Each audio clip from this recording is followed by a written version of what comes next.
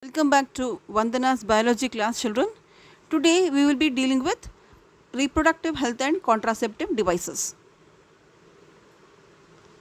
There has been a sudden increase in population in the modern times, which is called population explosion.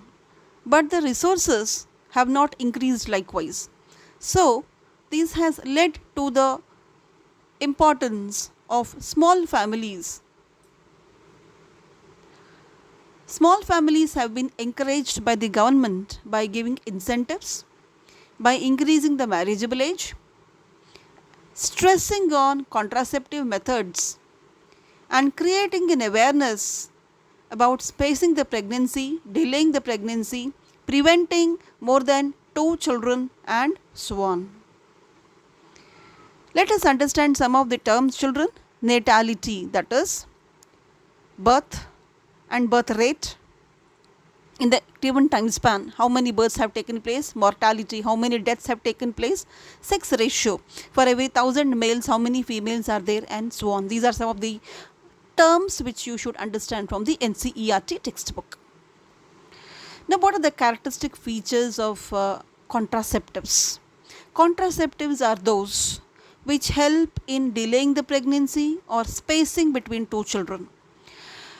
The characteristic features of contraceptives are they should be user friendly, they should be easily available, they should be effective, they should not have side effects. If necessary, it should be reversible, and they should not interfere with the sexual drive. Birth control could be achieved by these ways. Naturally, also, it can be achieved by periodic abstinence, withdrawal, that is coitus interruptus, lactational amenorrhea. Lactational amenorrhea has been asked in the CBSE question paper many times.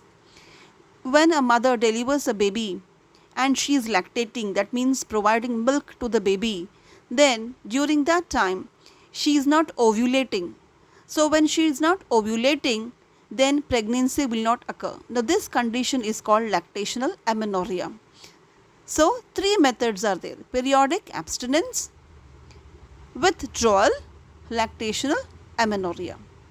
Now, there are barriers to avoid pregnancies. Mechanical barriers, condoms, diaphragms, intrauterine devices, IUDs. Again, IUDs have been asked in the CBSE paper many times. Now, the chemical barriers, oral administration of pills, injections, implants, and what are the surgical methods? Vasectomy and tubectomy.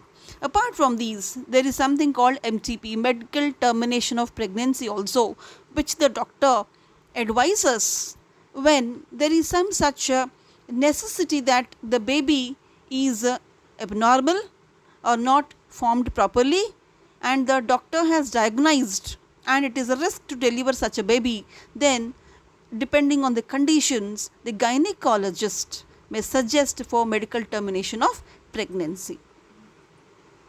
Now here children, hormone IUDs, hormone releasing IUDs and copper T are just shown in the picture, and how they are inserted in the uterus also is given. Just observe the picture. And the next one shows what are the pills, and it is clearly mentioned Monday, Tuesday, Wednesday, Thursday, because the pills have to be taken on a regular basis and should not be forgotten. One should not forget to take the pill for a couple of days. Now here the surgical methods of birth control, vasectomy and tubectomy are mentioned, how the vas deferens is cut and tied in case of a human male, and how a small incision is done in the fallopian tubes and tied is given. And the next one is Saheli. This example is mentioned in your text, the oral pill which has been developed in our country. What are the demerits of the contraceptives? Sometimes there can be a nausea, there can be abdominal pain, there can be profuse menstrual bleeding or a breakthrough in the bleeding. It can lead to breast cancer. Some of the risk factors are there, which it's, I should say, risk factors, because this is not the case with majority of the patients. An overview of the contraceptive methods. Now you can see the first one. I'll just zoom it. Yeah, natural methods. So periodic abstinence and withdrawal, they are actually meant to avoid the chance of ovum and sperm meeting.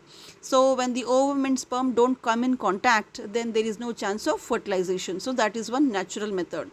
Lactational amenorrhea, already I explained.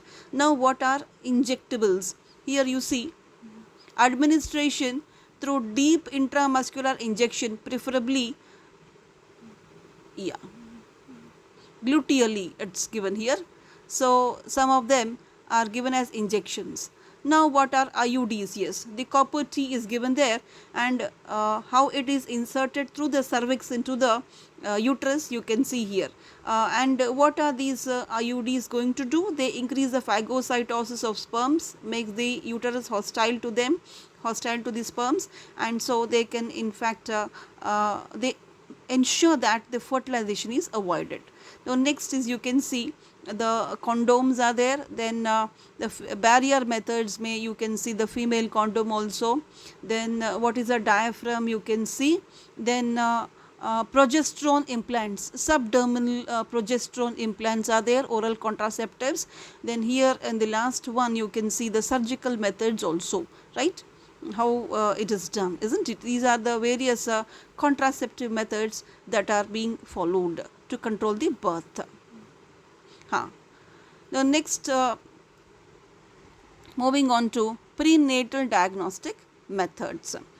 Here you see prenatal diagnostic methods. We should understand the word. Pre means before, natal means birth. So before the baby is born, tests are done to the fetus that is developing inside the mother's womb. So there are some routine tests in the first, second and third trimester, as you can see. The routine tests in the first, second and third trimesters, you see the first prenatal visit is a pregnancy test, a blood test, urine test, okay. Ultrasound, many times the gynecologist does to just see how the fetus is growing or not properly. And maternal blood serum, okay, neutral translucency, urine test is done, fetal heart rate monitoring in the second trimester, you can see the glucose challenge screening, okay, anomaly ultrasound, all these. Then in the third trimester again urine test is done, fetal heart rate is done, okay. So these things are routine tests which the gynecologist will do to ensure that the fetus is growing properly.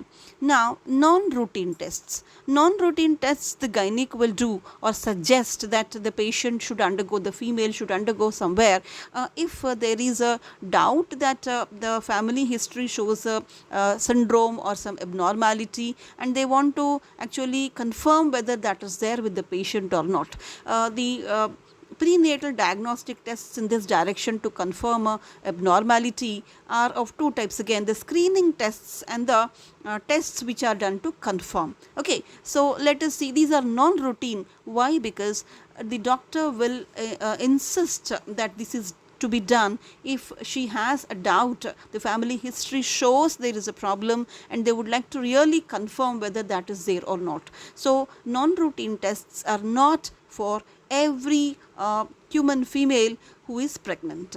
So let us be clear with that. Now here non-routine tests in the first trimester, you see cell-free DNA test and chorionic villus sampling. Chorionic villus sampling, remember children, we'll discuss in the next slides. Now in the second trimester you see amniocentesis is there, GTT, glucose tolerance test. In the third trimester you can see ultrasound, non-stress test, biophysical profile, contraction stress test. All these are the non-routine tests which are taken up. So Methods of prenatal diagnosis, you can see invasive and non-invasive. Invasive, we have got amniocentesis, cordocentesis, chorionic villus sampling. CVS is that, chorionic villus sampling, biopsy from fetal tissue, coelocentesis, all these. Non-invasive, ultrasonography, MRI, magnetic resonance imaging, cell-free fetal DNA, triple test, all these.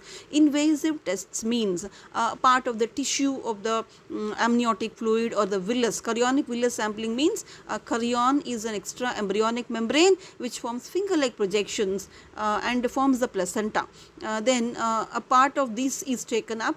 Amniocentesis means amniotic fluid will have some free cells, so this amniotic fluid is taken. So these are invasive. Why we call as invasive? Because whenever these are done, there is a risk of what is called as miscarriage, or maybe an abnormality may creep in with the fetus. So you can just have a look at how amniotic fluid is collected in amniocentesis, and how chorionic villi, a part of it, is collected in the chorionic villus sampling. You see, just observe, children. Okay. Now, the amniocentesis versus chorionic villus sampling. You see the procedures. Amniocentesis, amniotic fluid is removed by the needle, whereas chorionic villus is a few cells, so they have to be removed by catheter or a needle again. Then the timing is between 16 to 20th week. That's what we said. Second trimester May amniocentesis is done. Chorionic villus sampling is done in the first trimester itself. Okay. So the fetal malformation risk will be there in case of chorionic villus sampling, and pregnancy loss. That is what I said. Miscarriage के chances हैं, दोनों में भी हैं, amniocentesis और chorionic villus sampling. Okay, and both of them are highly accurate. Now the point is amniocentesis and chorionic villus sampling में एक तो advantage है कि if there is any syndrome, chromosomal abnormalities, that is an extra chromosome creeping in, children Down syndrome and other syndromes, and these things you have in your syllabus in the genetics chapters. So then we will be doing these in detail. So to observe, to identify if there is any, and to confirm in fact whether there is any abnormality, these tests are advised to the patient if the gynec feels so. But the point is, when they observe the chromosomes, they also come to know about the gender of the fetus, whether the fetus is a female or a male, isn't it? You have learnt in the lower classes that the sperms are of two types. One sperm, a type of sperms may carry the X chromosome, a type of sperms will carry Y chromosome. So if the X chromosome, the sperm which is carrying X chromosome is fertilizing the ovum, then it is a girl, and if the sperm with the Y chromosome fertilizes the ovum, it is the boy, so on. So actually during the time of fertilization itself, it is decided whether it is a boy or a girl. Coming to the amniocentesis, because the gender of the fetus is known in our country, even though there was no necessity, I stress these words, even though there was no necessity, amniocentesis was just advised to women who were pregnant, and it was done to just see the gender, and if the gender was of the fetus, that is the fetus was a female, they have gone for what is called as abortion, because it was revealed to the woman. The pregnant woman and her family came to know that the fetus is a female, so they have gone for an abortion, that is a female feticide. And the female feticides are ethically wrong to kill a baby girl, and one more thing is it causes a great imbalance in the sex ratio.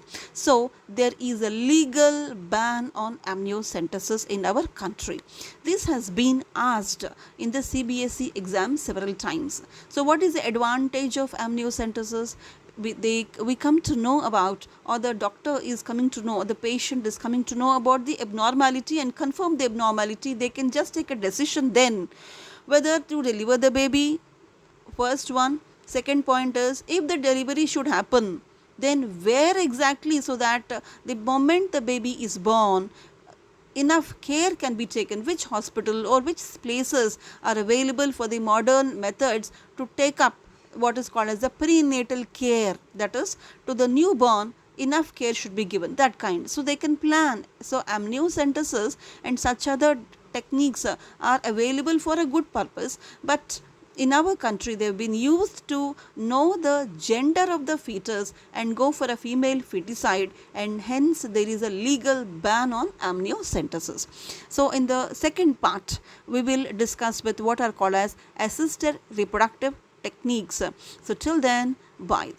Okay, right.